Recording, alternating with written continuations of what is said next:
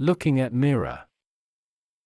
One day all the employees reached the office and they saw a big advice on the door on which it was written, "Yesterday the person who has been hindering your growth in this company passed away. We invite you to join the funeral in the room that has been prepared in the gym." In the beginning, they all got sad for the death of one of their colleagues, but after a while they started getting curious to know who was that man who hindered the growth of his colleagues and the company itself. The excitement in the gym was such that security agents were ordered to control the crowd within the room. The more people reached the coffin, the more the excitement heated up. Everyone thought, "Who is this guy who was hindering my progress? Well, at least he died." One by one the thrilled employees got closer to the coffin, and when they looked inside it they suddenly became speechless.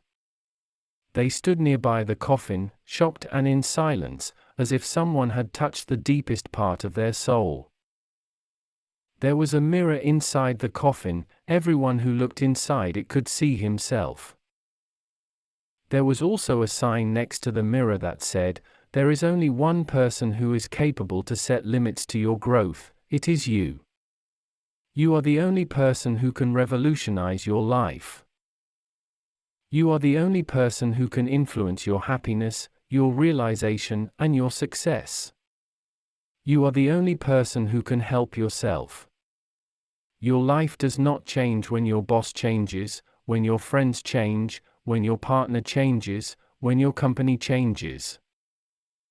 Your life changes when you change, when you go beyond your limiting beliefs, when you realize that you are the only one responsible for your life. The most important relationship you can have is the one you have with yourself. The world is like a mirror, it gives back to anyone the reflection of the thoughts in which one has strongly believed. The world and your reality are like mirrors lying in a coffin, which show to any individual the death of his divine capability to imagine and create his happiness and his success. It's the way you face life that makes the difference.